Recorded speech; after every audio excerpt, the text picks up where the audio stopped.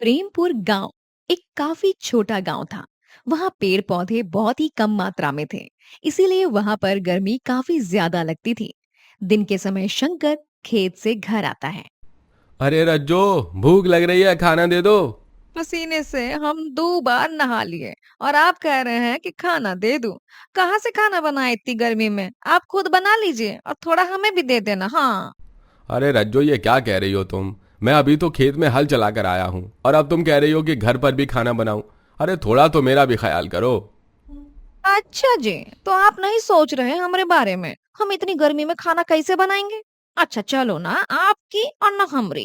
एक काम करते हैं, हम दोनों ही ढाबे पर चलते हैं। वहां पर एसी भी तो है ना। वो एसी के सामने ठंडा ठंडा हवा चलेगी और बैठकर खाना खाएंगे दोनों। हाँ। अच्छा, तो अब समझ आया कि तुमने खाना क्यों नहीं बनाया। हे भगवान, गर्मी और मेरी पत्नी दोनों का ही इतना कहर बरस रहा है। चलो ढाबे पर ही जाकर खाना खाते हैं। रज्जू और शंकर दोनों ही बाहर की तपती गर्मी से होकर ढाबे में आ जाते हैं। आय हाय! ऐसा लग रहा है कि स्वर्ग में ही आ गए हम। हमारा तो यहाँ से जाने का मन ही नहीं करता। भले ही छोटा गांव है, यहाँ कोई दूसरी सुविधा नहीं है, लेकिन हमारे गांव में ये एसी वाले ढाबे की रसोई सबसे बढ़िया है। अब बस इस ढाबे की वजह से हमने आपसे शादी की थी, बता रहे हैं। वरना तो आप में कुछ अच्छा है ही नहीं कि कोई भी सुंदर लड़की आपसे शादी करे। हाँ नहीं तो। अरे बस भी करो, न जगह देखती हो न समय, बस कहीं भी कुछ भी बकवास करने लगती हो। अरे भैया, दाल रोटी और सब्जी लगा दो, दो दो प्लेट। पूरे गांव में बस एक ही एसी रसोई थी और पूरे गांव वाले वही जाते थे। इस वजह से गांव के बाकी ढाबे वालों की बिल्कुल भी कमाई नहीं होती थी। देख रहे हो ना बिरजू, अरे गर्मी में लोगों को ठंडी जगह मिल जाए तो उन्हें क्या चाहिए। और बस हाँ, इसीलिए हमारा धंधा नहीं चल रहा, भले हमारे ढाबे पर कितना भी अच्छा खाना मिले। अरे संतोष भाई, क्या जलना किसी से। हाँ, हमारा काम नहीं चलता है लालन काका की वजह से, लेकिन उनका ढाबा हमारे गांव में हमारे बचपन से है। उन्होंने कितनी मेहनत की है, तब कहीं जाकर अब उनका एसी रसोई हुई है। अरे बूढ़े हो गए हैं, अब तो उन्हें घर पर रहना चाहिए, लेकिन नहीं, उन्हें तो अब भी खजाना बनाना है। आपका नाम संतोष है और आप में संतोष तो जरा भी नहीं है। सच में आप बहुत जलन रखते हो दूसरों से। अरे मैं बस अपने बारे में सोचता हूँ, मेरा ढाबा उस एसी रसोई की वजह से नहीं चल रहा है बस, तो मुझे जलन होगी ना। पता नहीं बाकी तुम ढाबे वालों को क्यों परेशानी नहीं होती। गांव के बाकी ढाबे वाले को एसी की रसोई की वजह से नुकसान होता है, लेकिन कोई भी इतना नहीं जलता जितनी जलन संतोष को होती है। कुछ दिनों बाद संतोष गांव की बाहरी सड़क के पास जाकर एक आदमी से मिलता है। एसी लाए हो ना? हाँ लाया तो हूँ, लेकिन ये खराब एसी है। इसका इस्तेमाल करने से हानिकारक हवा ही आती है जो हमारे शरीर को नुकसान करती है। अरे ये तो मुझे पहले भी बता चुके थे। ये लो पैसे। ये तो कम है, खराब एसी है लेकिन ये बहुत कम पैसे हैं। अरे हानिकारक चीजों के इतने पैसे भी बहुत होते हैं, ये बहुत है, रखो इसे। संतोष वो खराब एसी अपने ढाबे में लगा देता है और खाना भी कम दाम में बेचने लगता है। गांव में एक ही एसी वाला ढाबा होगा तो वो अकेले ही राजा बनेगा ही ना। लेकिन अब मैं भी देखता हूँ मेरे एसी ढाबे के आगे कोई दूसरा ढाबा कैसे टिक पाएगा। कम दाम की वजह से अब लोग संतोष के ढाबे में जाने लगते हैं। अरे संतोष भाई, अच्छा हुआ तुमने भी अपने ढाबे में एसी लगवा लिया। तुम तो कम पैसों में भी खाने की प्लेट देते हो, अब से तो मैं तुम्हारे ही ढाबे पर आऊंगा। अरे हाँ हाँ बिल्कुल, मैं तो यही कहूंगा कि तुम भी आओ और अपने पूरे परिवार, अड़ोस पड़ोस सबको भी साथ लेकर आओ। हाँ, मैं सबको लेकर आऊंगा। वैसे संतोष भाई, एक बात बताओ, इतनी गर्मी में तुमने अपने चेहरे पर ये मास्क क्यों लगा रखा है? अरे वो क्या है ना, मुझे सर्दी जुकाम है। अब मेरा ढाबा है, मेरा काम है लोगों का पेट भरना, लेकिन मेरी वजह से किसी की तबीयत खराब हो जाएगी तो ये मुझे बहुत बुरा लगेगा। इसलिए मैं अपनी तरफ से सावधानी करना ये बहुत जरूरी है। अरे वाह, तुम्हारी सोच तो बहुत अच्छी है। हाँ, मेरी सोच तो बहुत अच्छी है, लेकिन बस मेरे लिए इस एसी की हवा हानिकारक है। मुझे तो कुछ नहीं हो क्योंकि मैंने मास्क लगा रखा है, लेकिन यहाँ के आए लोगों का पता नहीं। पर मुझे क्या, कल तक मेरा ढाबा बिल्कुल बंजर था, यहाँ कोई नहीं आ रहा था, लेकिन अब तो यहाँ इतने लोग हैं। अपना काम बनता, भाड़ में जाए जनता। इसी तरह अब धीरे धीरे संतोष के ढाबे पर भीड़ होती रहती है। अरे रज्जो दीदी, आप सुबह से ही हमारे ढाबे में हो। अब तो ढाबा बंद करने का समय हो गया है, अब आप अपने घर जाओ। हाँ हाँ, सुना तो था कि लोगों में घमंड आ जाता है, लेकिन ये नहीं पता था कि इतनी जल्दी आ जाता है। अरे हम तुम्हारे एसी ढाबे में बैठ के आ गए, तुम तो हिसाब लगाने लग गए। सुबह से बैठे हैं तो मुफ्त में तो नहीं ही बैठे हैं ना। अरे पैसे तो बराबर लिए हो तुम, वो नहीं जोड़ रहे। लेकिन ढाबे का बंद करने का भी तो एक समय होता है ना। देखो कितनी रात हो गई है। अरे भाई मैं भी तो काम करके थक गया हूं ना, मुझे भी सोने जाना है। तो ये अच्छा है ना, हम अपने पति को यहीं बुला लेते हैं। आप एक कोने में एसी में आराम से सो जाना और हम अपने पति के साथ सो जाएंगे। देखिए इतनी गर्मी में आप बेकार ही घर जाएंगे ना। तभी वहां शंकर आता है। अच्छा हुआ आप खुद ही यहाँ आ गए। देखिए इनकी एसी रसोई में हम आराम से सो जाएंगे, गर्मी भी नहीं लगेगी। हे भगवान, मैं इस औरत का क्या करूं। तुम्हें घर क्या काटता है जो यहाँ हर वक्त आ जाती हो। चलो घर। अ- अरे लेकिन मुझे कुछ नहीं सुनना है, मैंने जो कहा है वो करो और चलो मेरे साथ घर। तुम्हें पता है वैसे भी आजकल गांव में पता नहीं सबको कौन कौन सी बीमारियां हो रही हैं। संतोष की एसी की वजह से गांव के लोगों को सांस की परेशानी, त्वचा की दिक्कत होने लग रही थी। ये सब संतोष को पता था, लेकिन वो फिर भी कुछ नहीं कर रहा था। कुछ दिनों बाद वहां एक औरत आती है। अरे संतोष भैया, जरा एक प्लेट दाल मखनी और रोटी दे दो खाने के लिए। अरे जी अभी अभी देता हूँ। संतोष जल्दी से खाना पैक करने लगा। तभी रेखा को अचानक से चक्कर आ जाते हैं और वो बेहोश हो जाती है। बहन जी, बहन जी, अरे बहन जी क्या हुआ आपको। संतोष काफी घबरा जाता है और जल्दी से रेखा के परिवार वालों को लेकर वो डॉक्टर के पास जाता है। डॉक्टर साहब देखिए ना, पता नहीं क्या हो गया मेरी पत्नी को। पहले तो ठीक थी, अचानक से पता नहीं क्या हो गया। अरे भाई पहले तो ठीक थी का क्या मतलब है। अरे जब ये ढाबे पर आई थी तभी इनकी तबीयत खराब थी। पता नहीं कैसे पति हो तुम, अपनी पत्नी की इतनी खराब हालत में भी उसे ढाबे पे खाना लेने भेज दिया। देखिए इनके शरीर में हानिकारक गैस चली गई है और कुछ ही समय में ऐसे काफ़ी मरीज आए हैं मेरे पास जो अभी तो ये ठीक हैं, लेकिन इन्हें चूल्हे से दूर रखिए और हाँ अगर हो पाए तो गांव से बाहर ही भेज दीजिए। गांव में काफी लोगों की तबीयत खराब हो रही थी, पर अब भी कुछ लोग संतोष के एसी ढाबे में जाना नहीं छोड़ रहे थे। कुछ दिनों बाद गांव में हिमांशु नाम का एक शहरी युवक आता है। आप यहाँ हमारे गांव के तो लगते नहीं हैं। जी बिल्कुल सही कहा आपने। दरअसल मैं शहर से आया हूँ अपने किसी निजी काम के लिए। आपका हमारे गांव में क्या निजी काम होगा। देखिए मैं दबाव तो नहीं डाल रहा, लेकिन अगर मेरी कोई मदद चाहिए तो बता देना। हाँ, मैंने सुना है इस गांव में अचानक से लोगों की तबीयत खराब हो रही है। हाँ ये तो बिल्कुल सही सुना है, लेकिन ना बीमारी का पता चला ना ही किस वजह से हो रही है परेशानी ये पता चला। कुछ दिनों बाद हिमांशु संतोष के ढाबे से गुजर रहा होता है। तभी उसके मुंह पर एक भपका आता है। ये भपका, ये तो एसी की फैक्ट्री से फॉल्टी एसी में से आता है जिससे काफी प्रॉब्लम भी हुई थी और इसका इस्तेमाल बंद कर दिया गया था। इसका मतलब। हिमांशु को सब समझ आ जाता है। वो तुरंत उसके बारे में ठोस सबूत इकट्ठा करता है और कुछ दिनों बाद संतोष के ढाबे के बाहर पुलिस आ जाती है और गांव वाले भी जमा हो जाते हैं। अरे पुलिस मेरे ढाबे के बाहर क्यों है। तुम गांव वालों को एसी रसोई दिखाकर बहुत आसानी से बेवकूफ बना रहे हो, उनकी सेहत के साथ खिलवाड़ कर रहे हो, लेकिन बुराई का अंत जरूर होता है, समझे। अरे ये तुम क्या कह रहे हो, ऐसा कुछ भी नहीं है। ये रहे पेपर, शहर में फॉल्टी एसी के इस्तेमाल पर रोक है क्योंकि वो हानिकारक है। ये बात संतोष को पता थी। सबके सामने एसी रसोई का सच आ जाता है। संतोष को जेल हो जाती है और फिर वक्त के साथ गांव वालों की तबीयत भी सुधरने लगती है। ललित और संजय दोनों भाई, जिनके आगे पीछे कोई नहीं होता है, वो ही एक दूसरे का सहारा होते हैं। दोनों भाई एक मिल में काम करते हैं। अरे भाई क्यों देर कर रहा है, हमें मिल में जाना है। अगर देर से जाएंगे तो आधे दिन की तनख्वाह कट जाएगी। इस महीने हमें वैसे भी पैसे बचाने हैं ना। मैं जानबूझकर देर नहीं कर रहा हूँ। अरे आज चिकन करी बनाकर ले जा रहा हूँ ना, इसलिए देर हो रही है। तुमने मुझे पहले क्यों नहीं बताया। रुको मैं भी तुम्हारी मदद करता हूँ, हम दोनों साथ मिलकर बनाएंगे तो और जल्दी बनेगी।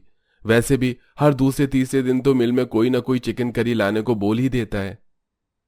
दोनों भाई जल्दी से खाना बनाते हैं और पैक करके मिल में आ जाते हैं।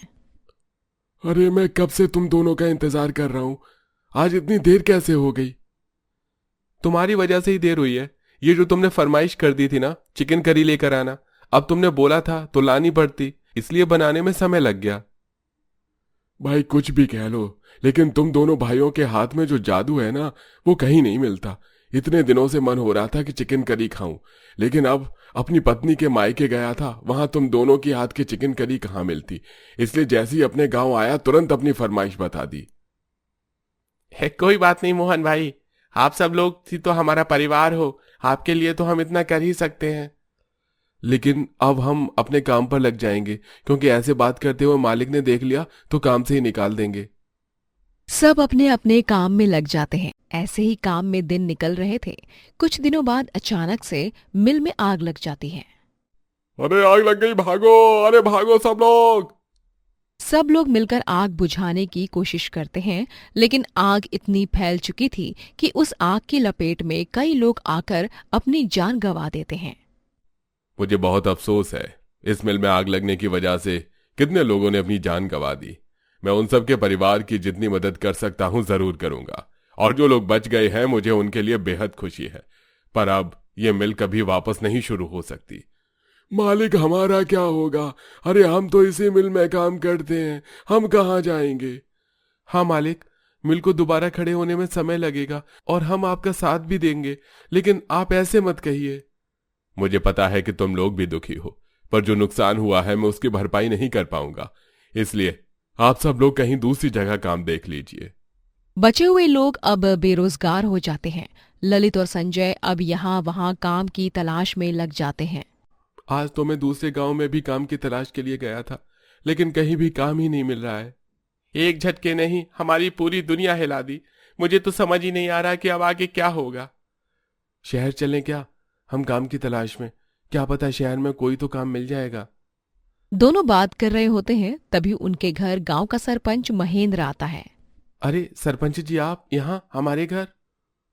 हाँ, दरअसल कुछ दिनों में मेरी बेटी की शादी है और हमारे गांव में तो सबको तुम दोनों के हाथ की चिकन करी ही पसंद है, इसलिए मैंने सोचा कि अपनी बेटी की शादी में तुम दोनों को ही चिकन करी बनाने का ऑर्डर दे दूं।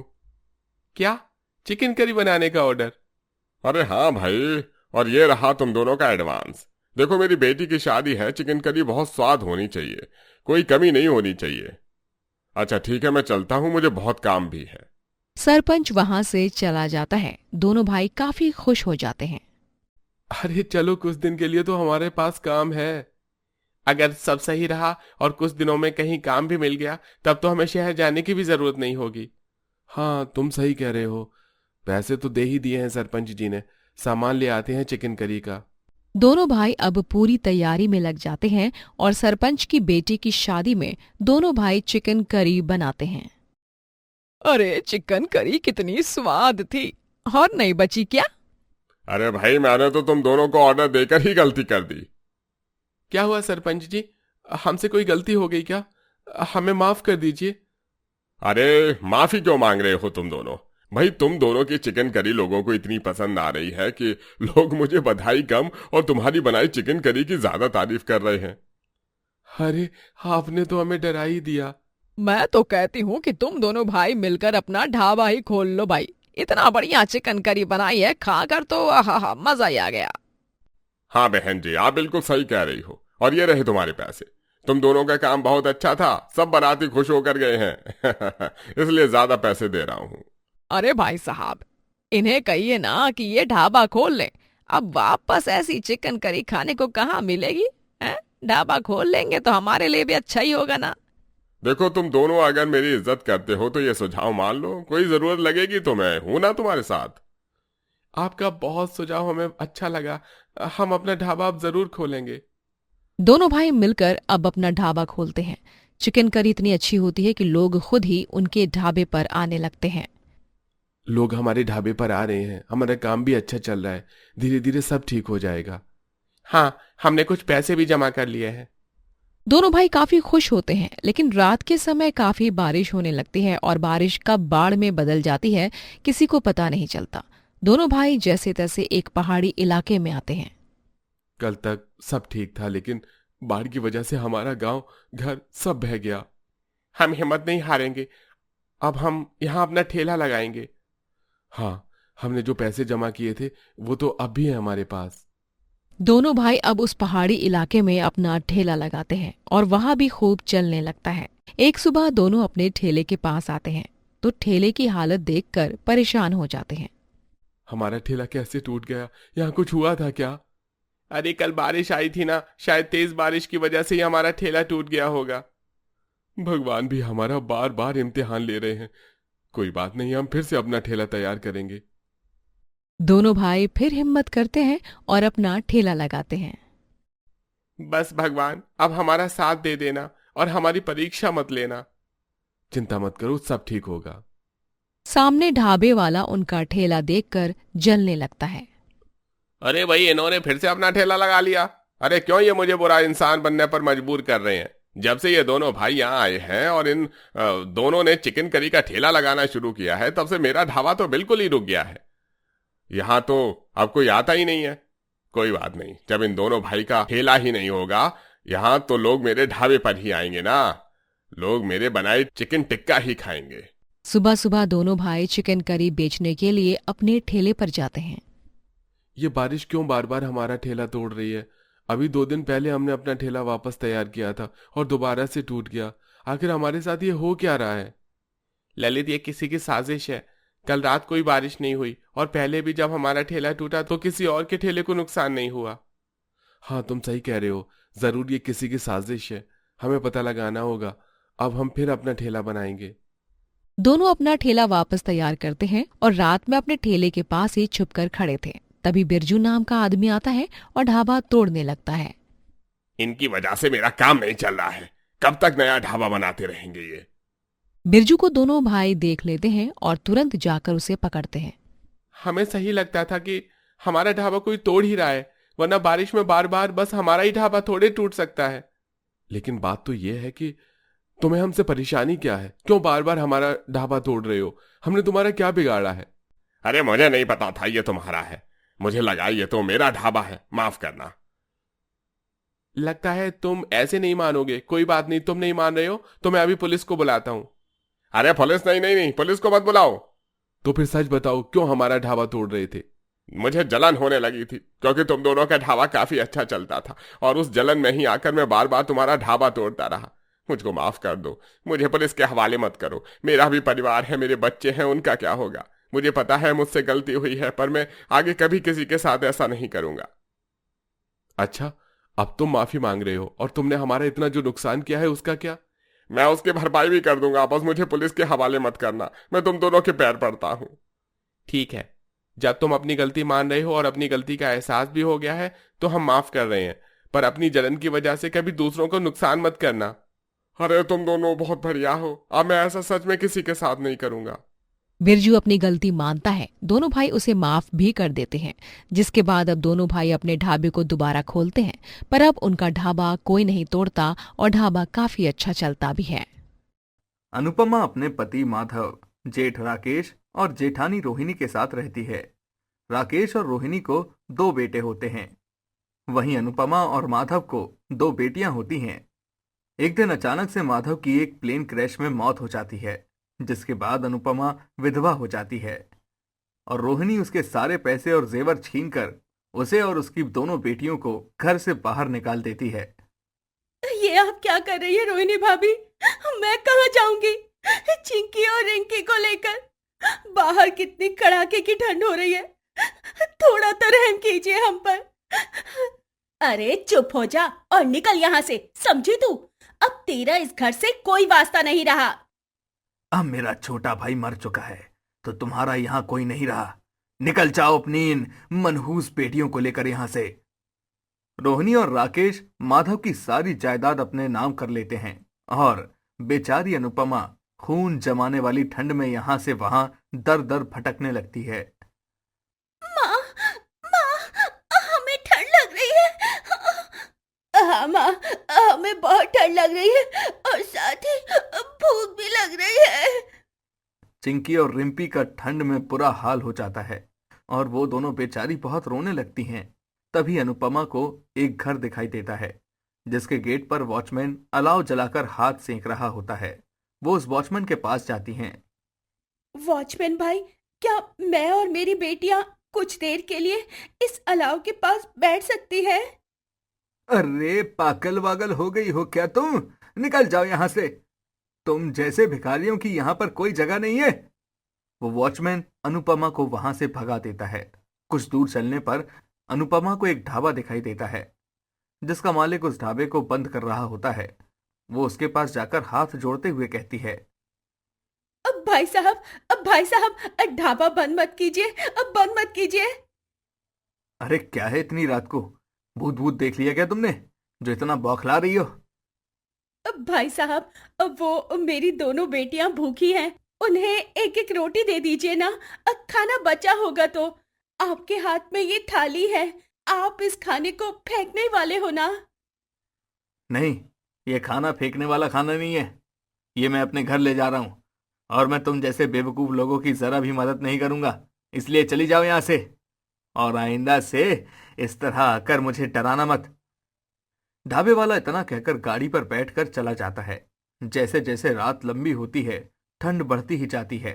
इसलिए अनुपमा और उसकी बेटियां जंगल की ओर जाती हैं, जहां उन्हें एक झोपड़ी दिखाई देती है।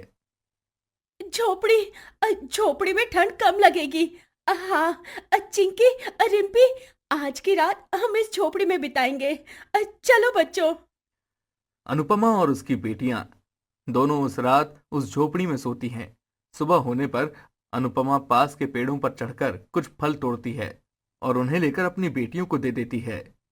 माफ करना बच्चों, मेरे पास तुम दोनों को देने के लिए अभी फिलहाल ये ही है। इन फलों को खा लो, ये पौष्टिक है, इनसे पेट भर जाएगा। ठीक है माँ, कोई बात नहीं। आपने हमारे लिए ये फल तोड़कर लाए, यही बहुत है। हाँ माँ, हम इन्हीं में अपना गुजारा कर लेंगे। लो, आप भी खा लो। अनुपमा की आंखें भर आती हैं। रिम्पी और चिंकी खुद भी वो फल खाती हैं और साथ ही अपनी माँ को भी खिलाती हैं। फिर धूप आने पर वो तीनों जंगल में आगे चलने लगती हैं। फिर उन्हें एक रोता हुआ पत्थर दिखाई देता है, जिसे देखकर वो तीनों भौचक्का रह जाती हैं। ये क्या माँ, ये पत्थर रो कैसे सकता है? हे भगवान, ऐसे कैसे हो सकता है माँ? मुझे भी नहीं समझ में आ रहा है बच्चों कि ये आखिर क्यों रो रहा है। ये अलौकिक दृश्य मैं अपने जीवन में पहली बार देख रही हूँ। तभी उन्हें देखकर वो रोता हुआ पत्थर कहता है, मैं एक जादूगर हूँ और मुझे एक दुष्ट जादूगर ने श्राप दिया है, जिस कारण मैं एक पत्थर बन गया हूँ। अब इस श्राप को मिटाने में तुम ही मेरी मदद कर सकती हो बहन। क्या? ठीक है जादूगर, मैं तुम्हारी मदद जरूर करूंगी। कहो क्या करना है, कैसे मिटेगा तुम्हारा ये श्राप? तुम्हें बस मुझे उठाकर पानी में फेंकना है, जिसके बाद मैं स्वयं अपने असली रूप में आ जाऊंगा। ठीक है माँ, चिंकी और मैं भी आपकी मदद करेंगे। हाँ माँ। ठीक है बच्चों। रिम्पी, चिंकी और अनुपमा तीनों एक साथ उस पत्थर को उठाते हैं और पास की नदी में फेंक देते हैं। और कुछ देर नदी के पानी पर तैरने के बाद अचानक से वो पत्थर जादूगर में बदल जाता है। ये दृश्य देख तीनों की आंखें फटी की फटी रह जाती हैं। ये तो गजब हो गया। धन्यवाद, तुम तीनों के कारण ही मैं आज उस दुष्ट जादूगर के श्राप से मुक्त हो पाया हूँ। बहुत बहुत धन्यवाद तुम तीनों का। कोई बात नहीं जादूगर। तुम तीनों ने मेरी इतनी मदद की, उसके बदले में मेरे पास तुम तीनों को देने के लिए कुछ है। जादूगर अपनी जादुई छड़ी घुमाता है और तभी वहां पर रोशनी उजागर होती है और एक जादुई हीटर प्रकट हो जाता है। ये तो एक हीटर है। हाँ, ये कोई साधारण हीटर नहीं है, लेकिन ये एक जादुई हीटर है। जादुई हीटर, जादुई हीटर, जादुई हीटर। मतलब ये हीटर किस तरह से जादू करेगा? इससे तुम्हें गर्म हवा तो मिलेगी, लेकिन साथ ही तुम इससे जो कुछ भी मांगोगे वो सब तुम्हें मिलेगा। अरे वाह, ये तो कमाल हो गया। धन्यवाद जादूगर, तुमने हमारी बहुत बड़ी मदद कर दी। तुमने भी मेरी कोई छोटी मदद नहीं की। अगर तुम मुझे वहां से लेकर पानी में नहीं फेंकते तो मैं ना जाने कितने सालों तक वहीं पर पड़ा रहता और वहीं पर तड़पता और बिलखता रहता। अनुपमा अब उस जादुई हीटर को अपने साथ ले आती है और वो उस जादुई हीटर से एक घर और कुछ पैसे मंगवाती है, जिसके बाद उस हीटर में से रोशनी उजागर होती है और वहां पर एक घर और पैसे प्रकट हो जाते हैं। अरे वाह, माँ, ये तो कमाल का जादुई हीटर है। अब हम इस बड़े से आलीशान घर में रहेंगे। ये अब इस जादुई हीटर से कहकर हम सुंदर सुंदर कपड़े और चॉकलेट केक्स भी मांग सकते हैं। क्यों रिम्पी? हाँ चिंकी। हाँ हाँ, जो मंगवाना है मंगवा लेना, लेकिन एक बात का ध्यान रखना, तुम दोनों को इस जादुई हीटर का सही इस्तेमाल भी करना है। सही इस्तेमाल ही तो कर रहे हैं ना माँ। सही इस्तेमाल से मेरे कहने का मतलब ये है कि तुम दोनों को इस हीटर से नेकी भी करनी है, गरीबों का भला करना है।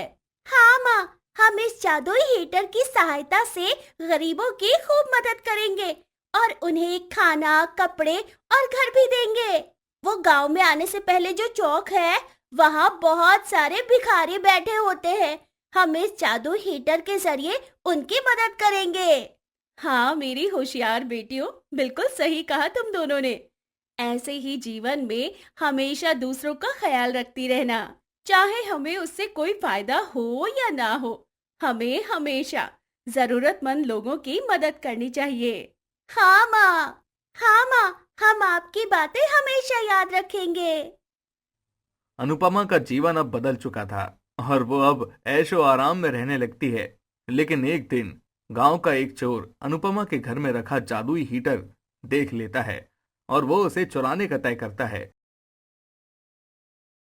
ये जादुई हीटर तो मैं चुरा कर ही रहूंगा, और एक बार ये जादुई हीटर मेरे हाथ में आ गया तब मैं भी एक करोड़पति आदमी बन जाऊंगा और जिंदगी भर बस ऐश ही ऐश करूंगा।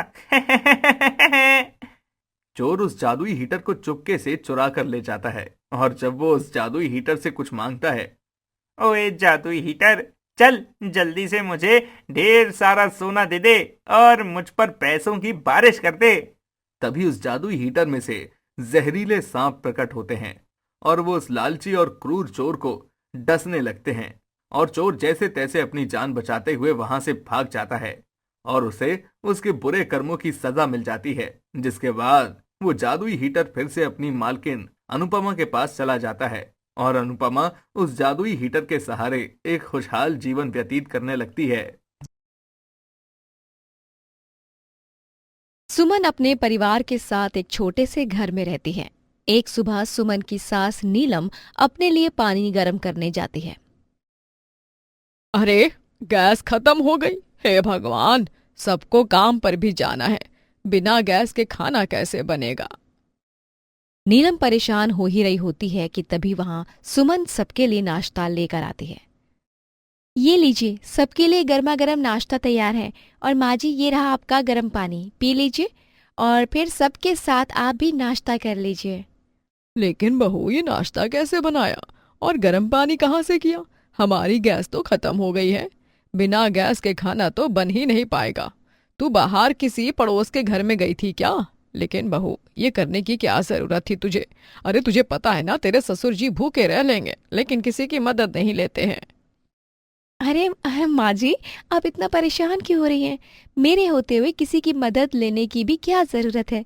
अरे कल रात में ही गैस खत्म हो गई थी, इसीलिए रात में ही मैंने मिट्टी का चूल्हा बना दिया और सुबह लकड़ियां लाकर उस पर खाना बनाया है। अरे मैं तो खामखा परेशान हो रही थी, मैं तो भूल गई थी कि तू कितनी जुगाड़ू है, किसी भी मुश्किल को झट से हल कर देती है। सुमन काफी अच्छी तरह से घर को संभाल रही होती है। कुछ दिनों बाद सुमन की पड़ोसन जानकी आती है। अरे सुमन बहुरिया, आज हम लोगों को एक फंक्शन में जाना था। अब तक मेरी बेटी का सूट बना नहीं है, तुम बना दो न जरा। मेरी मोटकी बेटी है, उसको कुछ पसंद आता नहीं है। अरे जानकी, जब तुझे पहले ही पता था कि तुम लोगों को फंक्शन में जाना है तो तैयारी पहले ही करनी चाहिए थी ना। अभी तो मेरी बहू लड्डू गोपाल की पोशाक बना रही है। अरे ऐसे काहे बोल रही हो? हम यहाँ बहुत उम्मीद से आए हैं। हमने तो अपनी मोटकी बेटी से पहले ही कहा था यहाँ से सिलवाने के लिए, लेकिन वो अपने दोस्तों की बात मानकर वहाँ चली गई। कोई बात नहीं काकी, पोशाक तो बनी जाएगी, मैं जल्दी से बना देती हूँ। समय का किस तरह से इस्तेमाल करना चाहिए ये तो सुमन को अच्छे से आता है। और ये पोशाक कितना सुंदर बनाया है। वैसे बहू, तेरे हाथ में सिलाई बुनाई की काफी अच्छी कला है, बहुत किस्मत वाली है नीलम। वो तो मैं हूँ। बहुरिया, अभी तो फिलहाल यही बना दे, हम फंक्शन से आएंगे तो अपने लड्डू गोपाल के लिए भी पोशाक बनवाऊंगी, इतनी सुंदर बनाई है तूने। हर कोई सुमन की तारीफ करता था क्योंकि सुमन हर चीज में ही निपुण होती है। जुगाड़ लगाना, किसी भी बिगड़ते काम को ठीक करना, ये सब सुमन को काफी अच्छे से आता था। कुछ दिनों बाद सुमन के देवर आयुष का रिश्ता तय हो जाता है। माँ जी, अब तो रिश्ता तय हो गया है, तो शादी की तैयारी के लिए भी मैं यहाँ आती रहूंगी, आपको कोई परेशानी तो नहीं होगी ना? अरे रुचि, तुम ये कैसी बात कर रही हो? अब ये घर तुम्हारा भी है, तुम्हारा जब मन करे तब आओ। और वैसे भी शादी तुम्हारी और देवर जी की ही हो रही है, इसीलिए तुम दोनों की पसंद नापसंद बहुत जरूरी है। सुमन बिल्कुल सही कह रही है। अब ये घर तुम्हारा भी है और शादी की तैयारी जैसे तुम्हें चाहिए हम वैसे ही करेंगे। बस बहू, थोड़ा हमारे बारे में भी सोच कर चलना। रुचि का अब अक्सर आना जाना लगा ही रहता है। कई दिन निकल जाते हैं। कुछ दिनों बाद सुमन घर की साफ सफाई करती है। माँ जी, मैंने घर की साफ सफाई तो कर दी है, आज रुचि ऐसे ही हमसे मिलने आ रही है। इतने अमीर घर से है, मैं तो बस चाहती हूँ कि उसे कोई परेशानी ना हो। बहू, तू चिंता मत कर, सब ठीक होगा। वैसे भी घर पर हमारे कितने लोग आए हैं, कितनी तैयारी भी करनी है, शादी का दिन नजदीक आ रहा है। माँ जी, बाकी सब चीजों की आप चिंता मत करो, वो सब मैं संभाल लूंगी। कुछ देर बाद रुचि आती है और सीधा अंदर जाने लगती है। तभी आयुष की बुआ रुचि को टोकती है। अरे ये क्या तमीज है, तुम घर की होने वाली बहू हो और अपने घर में आए मेहमानों को ऐसे नजरअंदाज करके जा रही हो जैसे कोई यहाँ बैठा ही ना हो। आदर सत्कार किसी ने सिखाया नहीं क्या? जब मैं आपको जानती नहीं हूँ तो कैसा आदर सत्कार? रुचि बदतमीजी से बात कर रही होती है। तभी वहां सुमन आ जाती है। अरे बुआ जी, क्या हो गया? इतनी बहस क्यों हो रही है? सब ठीक तो है ना? अरे ये कैसी लड़की पसंद की है? अरे घर की बड़ी बहू इतनी गुणी, भाग्यशाली, सबका ख्याल रखने वाली, हर चीज सोच समझ कर आती है। सिलाई बुनाई कढ़ाई खाना बनाना सब कुछ आता है। बड़ों का आदर सत्कार करना जानती है तू। और एक ये है जो दुआ सलाम कुछ नहीं, मटकते हुए जा रही है, टोकने पर बदतमीजी भी कर रही है। तो जिस लायक होता है ना जो, मैं उसे बिल्कुल वैसा ही जवाब देती हूँ। और आप होती कौन है मेरे घर में आकर मुझे ऐसा बोलने वाली? ए भगवान, आज तक मुझसे ऐसे किसी ने बात नहीं की, लेकिन इस लड़की ने तो हद पार कर दी। देख रही है ना सुमन बहू तू? हाँ रुचि, तुम चुप हो जाओ। जो भी बात हुई है मैं उसे संभाल रही हूँ ना। नहीं जेठानी जी, मुझे बिल्कुल भी बर्दाश्त नहीं है कोई मेरे घर में मेरे बारे में इतना सब उल्टा बोले। दरवाजा दिख रहा है ना आपको, आप यहाँ से जा सकती हैं। ऐसे लोगों की हमें कोई जरूरत नहीं है। आज तक किसी ने मुझसे ऐसी बात नहीं की। मैं यहाँ से तो जा रही हूँ, लेकिन मेरी बात ध्यान से सुन लो। ये जो तुम्हारी हरकतें हैं ना, अपनी जेठानी से हमेशा ही नीचे रहोगी तुम। हाँ। हर कोई बस सुमन की तारीफ कर रहा था। ये देखकर रुचि को काफी बुरा लगता है। मैं पढ़ी लिखी हूँ, मेरे घर वाले इतने अमीर हैं, मुझ में किसी चीज की कोई कमी नहीं है, फिर भी ये गवार जेठानी की सब मुझसे ज्यादा तारीफ कर रहे हैं। रुचि चलो तो, तुम्हारा कमरा पेंट करवाया है, देख लो तुम। रहने दो जेठानी जी, आप तो अनपढ़ गवार हो, ऊपर से गरीब इतनी कि आपकी पसंद पर मुझे बिल्कुल भी भरोसा नहीं है। जो भी आपने करवाया होगा मुझे वो पसंद नहीं आने वाला है। रुचि अब अक्सर ऐसे ही सबके आगे अपनी जेठानी से बदतमीजी से बात करने लगती है। अपनी जेठानी से जरा जरा सी बात पर चिढ़ने लगती है। कुछ दिनों बाद रुचि, सुमन और नीलम तीनों बाहर खाना खाने जाते हैं। माँ जी, यहाँ के गोलगप्पे काफी ज्यादा अच्छे लगते हैं। वैसे भी हम सब बाहर से खाना खाएंगे तो कितने पैसे लग जाएंगे, यहीं से खा लेते हैं ना। हाँ ठीक है बहू, अगर तुझे यहाँ के गोलगप्पे पसंद हैं तो यहीं के खा लेते हैं। ओहो जेठानी जी, आपकी सोच कितनी छोटी है। अरे आप ऐसी चीप जगह से कुछ भी खा लेती होगी, लेकिन मैं नहीं खाती हूँ। थोड़ा मेरे बारे में भी सोचिए। रुचि बहू, ये क्या तरीका है अपनी जेठानी से बात करने का? अरे अगर तुझे यहाँ के गोलगप्पे नहीं खाने तो मना भी कर सकती है ना, इतना नीचा क्यों दिखाना है? ओह माफ करना माँ जी, मुझे तो लगा जेठानी जी को ये सब सुनने की आदत ही होगी। वो गरीब घर से भी हैं और अनपढ़ भी हैं। एक काम करो जेठानी जी, आप यहीं से गोलगप्पे खाओ, मैं माँ जी को अपने साथ आज होटल का खाना खिलाती हूँ। तब तो माँ जी भी समझ ही जाएंगी कि मैं क्यों इतना फर्क करती हूँ। बहू तू ना। अरे माँ जी कोई बात नहीं, आप पहले से तो मेरे साथ ही कहीं भी खाती थी ना, आज देवरानी जी के साथ ही आप खा लीजिए, कोई दिक्कत नहीं है। रुचि की बातें सुमन को बुरी लगती हैं, लेकिन वो कुछ नहीं कहती। शादी से एक हफ्ता पहले रुचि अपनी शादी का जोड़ा लेकर आती है। ये तो बहुत प्यारा शादी का जोड़ा है, लेकिन यह तो काफी महंगा लग रहा है। पूरे 5 लाख का है।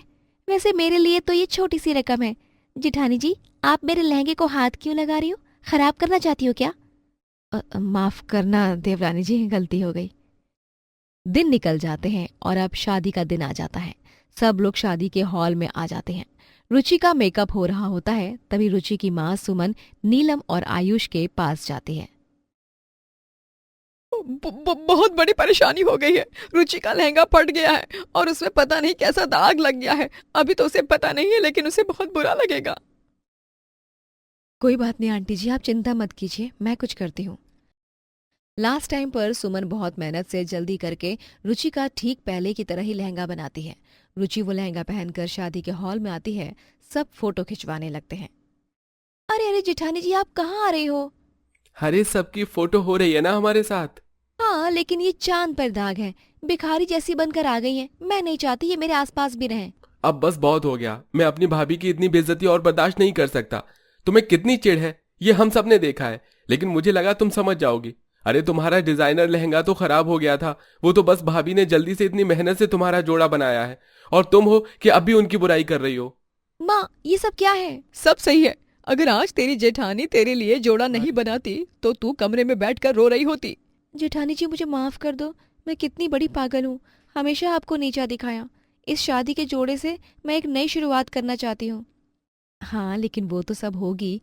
हाँ, लेकिन वो तो तब होगा ना जब तुम शादी करोगी।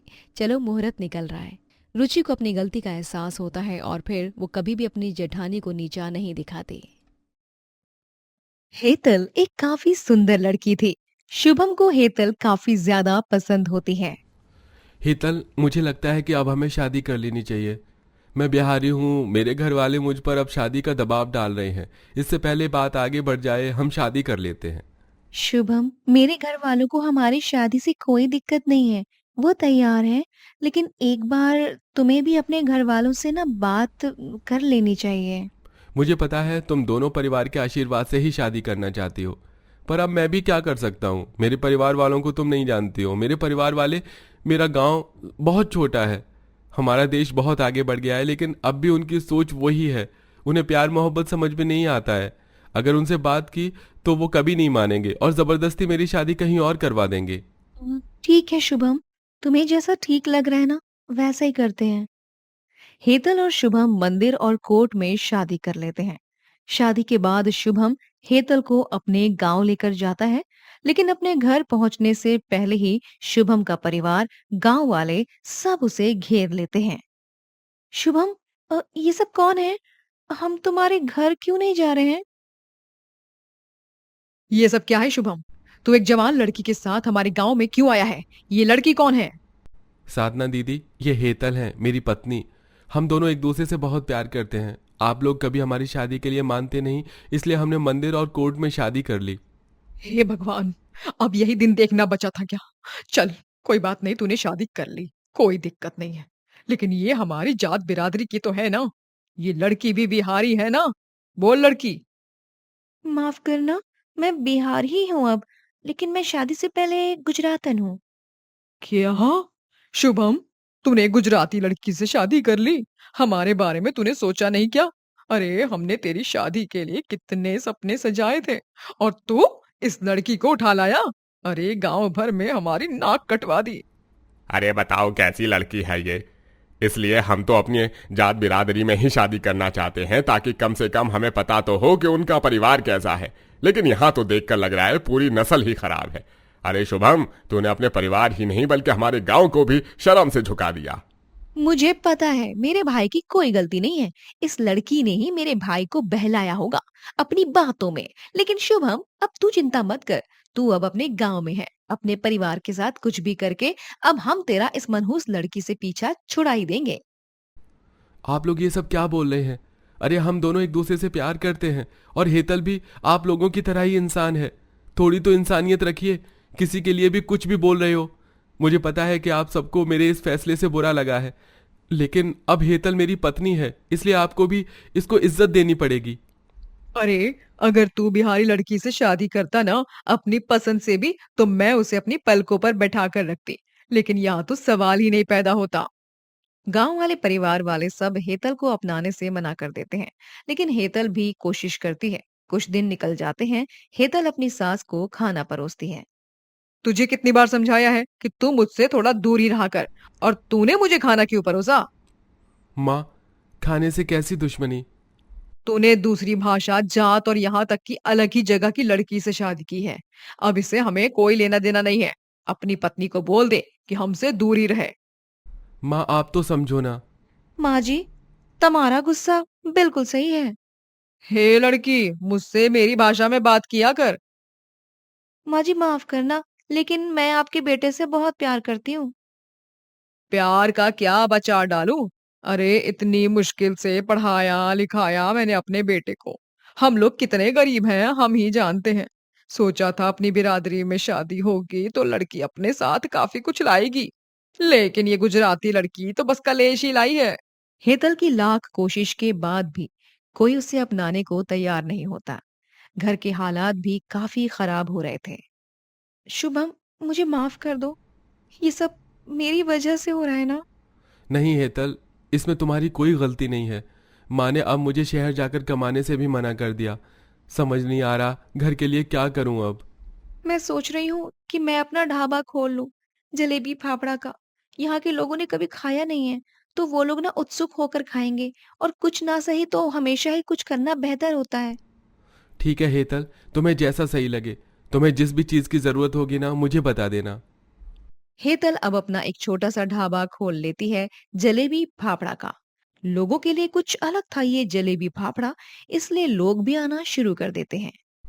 अरे वाह, क्या खुशबू आ रही है भाई। हम तो तुम्हारे ढाबे में खुशबू के पीछे ही मटकते हुए आ गए। कुछ अलग है यहाँ का। हाँ, जलेबी फाफड़ा है। ठीक है, तनिक दे दो खाने के लिए। धीरे धीरे ढाबे पर लोगों की भीड़ बढ़ने लगती है।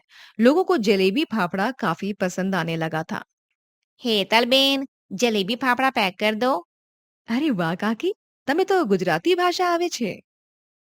अरे नहीं नहीं हेतल बेटा, इतनी गुजराती भाषा मत बोल। जो थोड़ा बहुत बोला मैंने वो तुझसे सीख कर ही बोला है। काकी, मुझे बहुत अच्छा लगा कि आपने ना मुझसे गुजराती भाषा सीखी। और नहीं तो क्या। अरे जब तू हमारे गांव में आई थी, अब हम गांव वालों ने तेरे साथ कितनी बदतमीजी की थी। ना तेरा किसी ने स्वागत किया, ना तुझसे किसी ने ठीक से बात की। कोई नहीं काकी, सबका गुस्सा अपनी जगह बिल्कुल ठीक था।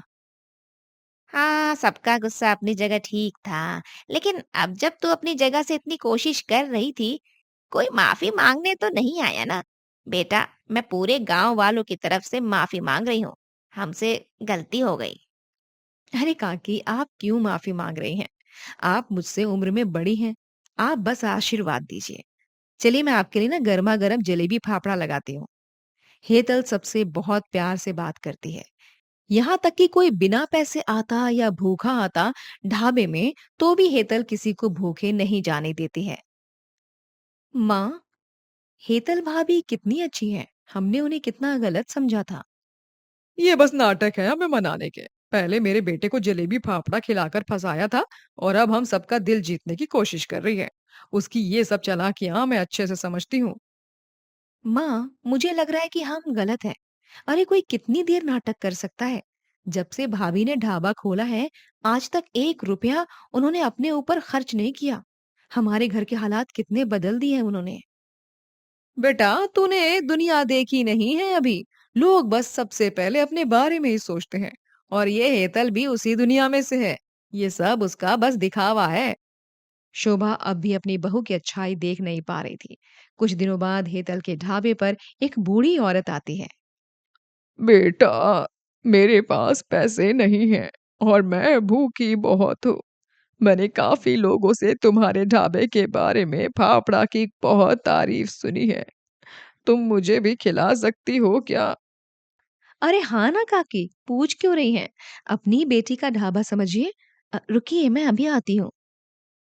बेटा, हमारे गांव में बहुत से लोग ऐसे हैं जो बस अपने बारे में ही सोचते हैं, लेकिन इस गांव से इतना अपमान मिलने के बाद भी तू इस गांव के लिए इतना सब कर रही है। क्योंकि काकी, ये मेरा ही तो गांव है, और मैं इस गांव की बहू हूँ। हेतल गांव में गरीब लोगों की भी काफी मदद करती है। गांव के लोगों की सोच अब हेतल को लेकर बदलने लगती है। कुछ दिनों बाद शोभा और साधना रास्ते से जा रहे होते हैं, तभी शोभा को चक्कर आने लगते हैं। अरे हेतल बहन की सासू माँ को चक्कर आ गए, पानी लाओ। अरे मेरे घर में कूलर है, वहां लेकर चलो, हेतल मैन की सासू माँ है ये। सब गांव वाले शोभा और साधना का बहुत ध्यान रखते हैं। तभी वहां हेतल और शुभम भी आ जाते हैं। माँ आप ठीक तो है ना? अचानक से आपको चक्कर कैसे आ गए? मुझे अपनी बहू से माफी मांगनी है।